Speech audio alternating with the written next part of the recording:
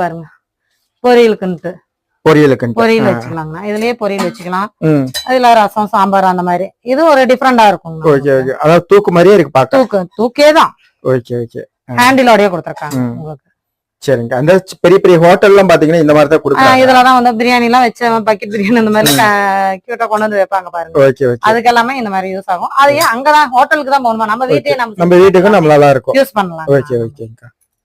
அடுத்து அதே மாதிரி பாருங்க சொம்பு நல்லா சின்ன குழந்தைங்கன்னா சின்ன சொம்புல கொடுக்கலாம். பெரியவங்களுக்குன்னு பாருங்க பெரிய சொம்பா இருக்கு. பெரிய சொம்பு அதாவது தண்ணி குடிக்கிறதுக்கு. சரிங்கக்கா.